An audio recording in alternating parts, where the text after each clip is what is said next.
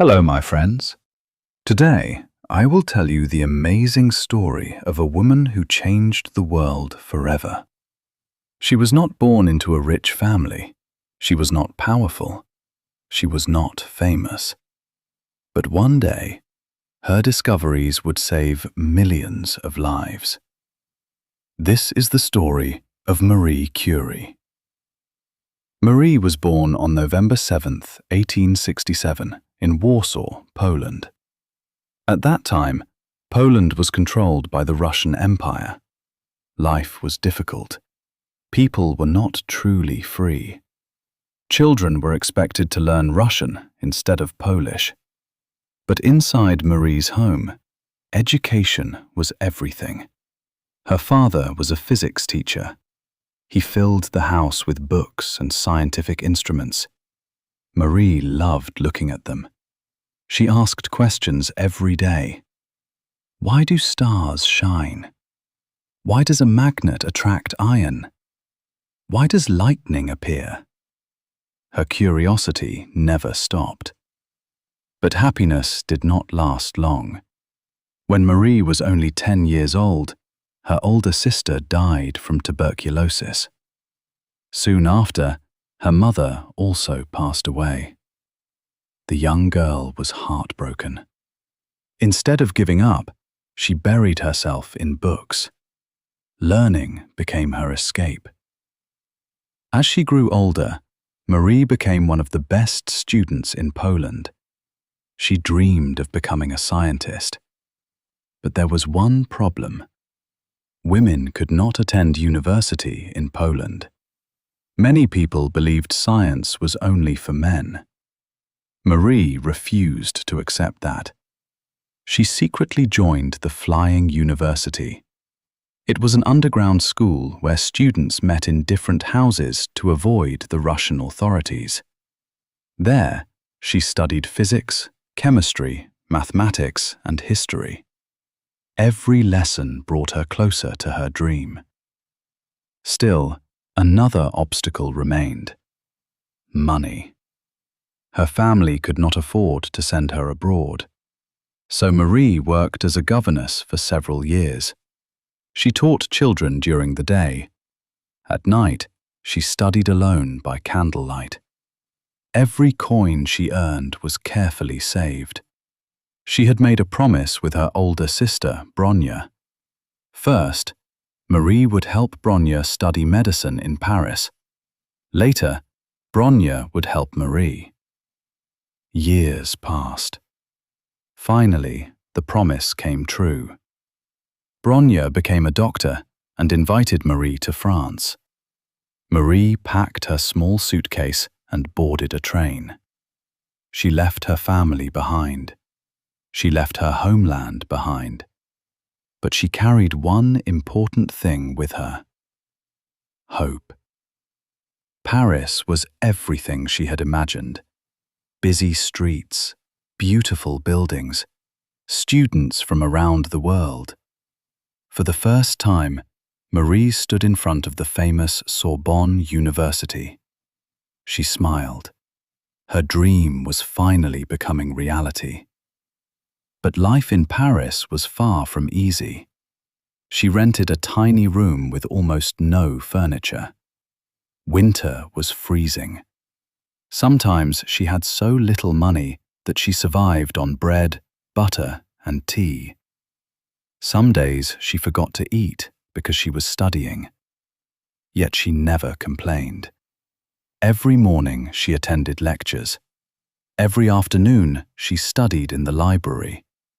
Every evening she reviewed her notes. Her hard work paid off. She graduated at the top of her class in physics. Soon after, she earned another degree in mathematics. Her professors admired her determination. Around this time, she met a quiet scientist named Pierre Curie. Pierre loved science as much as Marie did. They spent hours discussing physics and chemistry. They respected each other's intelligence. Before long, they fell in love. In 1895, they were married. Their wedding was simple. Instead of expensive gifts, they bought 2 bicycles and spent their honeymoon exploring the French countryside. Soon, they began working together in a small laboratory. The building was old. The roof leaked. The equipment was poor. But none of that mattered. They shared one dream: to discover something that no one had ever seen before. In 1896, another scientist discovered mysterious rays coming from uranium. Most researchers ignored the discovery. Marie did not. She decided to investigate. Day after day, she carefully measured different minerals. Then she noticed something surprising. A black mineral called pitchblende produced much stronger rays than uranium itself. That could only mean one thing. Another unknown element was hiding inside.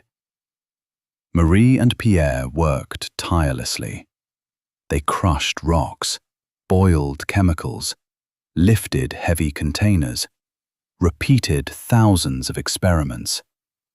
Months turned into years.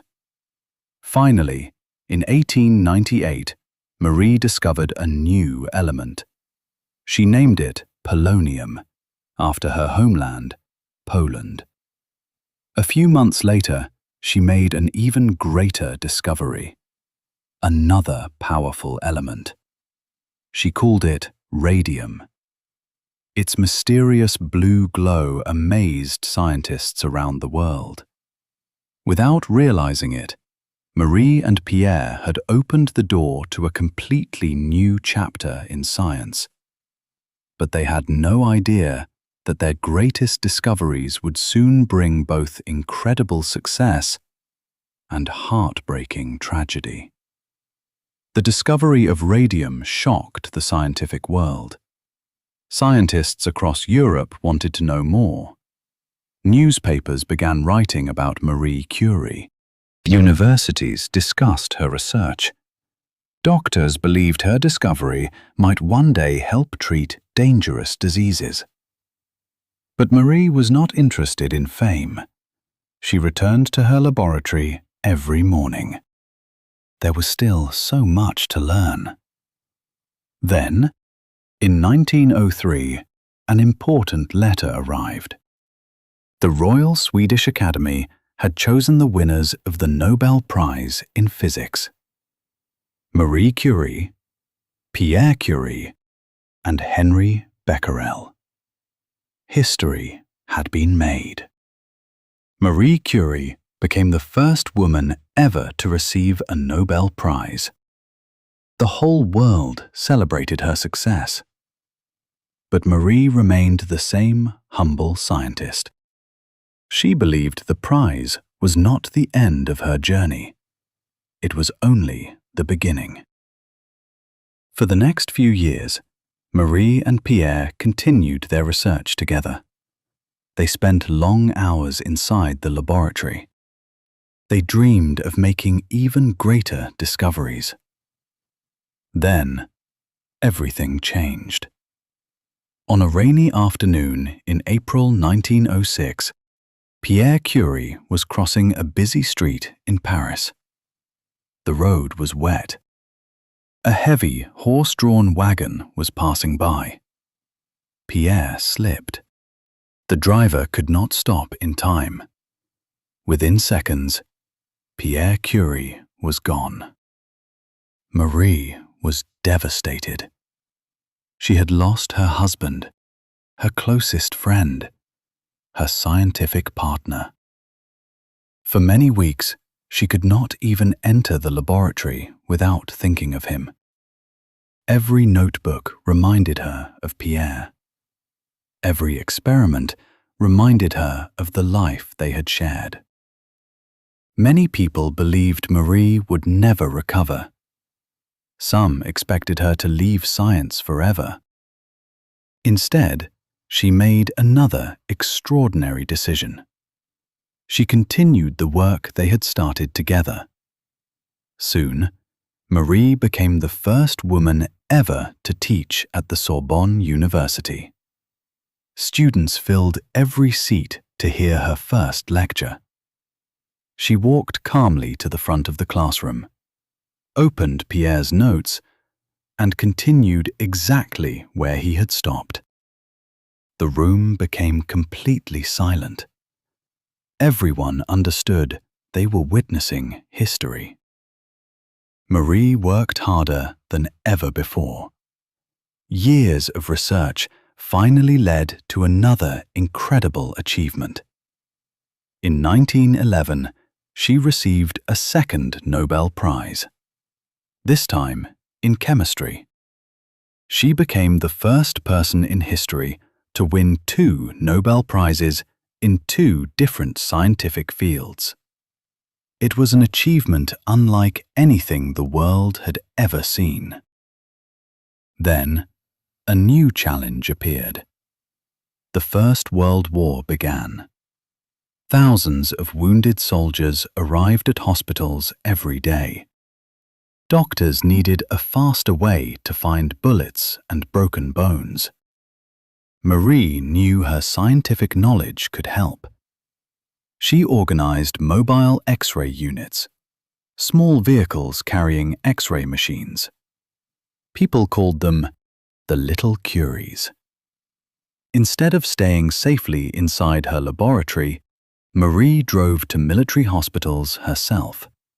She trained doctors. She trained nurses. She even taught her daughter, Irene, how to operate the machines. Together, they helped save thousands of lives. Many soldiers survived because doctors could finally see injuries hidden inside the body. After the war, Marie returned to scientific research. People from around the world came to meet her. She inspired young scientists everywhere. But there was one danger no one fully understood. For more than 30 years, Marie had worked with radioactive materials. She touched them with her bare hands. She carried them in her pockets. She spent countless nights beside glowing tubes of radium. The beautiful light she admired for so many years was slowly damaging her body. As she grew older, she became weaker. Her health slowly declined. Yet she never stopped working. She believed science should always be used to improve people's lives. On July 4, 1934, Marie Curie passed away. She was 66 years old. Doctors later confirmed that years of exposure to radiation had caused the illness that took her life. The woman who had helped create modern radiation therapy had unknowingly sacrificed her own health. But her story did not end there. Today, hospitals around the world use radiation to diagnose diseases. Doctors use it to fight cancer. Scientists continue building on the discovery she made more than a century ago. Marie Curie proved that courage is stronger than fear, that knowledge is stronger than prejudice, and that one determined person can change the future of humanity. She was not remembered because she wanted fame. She was remembered because she never stopped searching for the truth. The little girl who once studied by candlelight became one of the greatest scientists the world has ever known. And her light still shines today. Thank you for watching. If you enjoyed this story, don't forget to like, subscribe, and join me for another amazing journey through history. See you in the next story.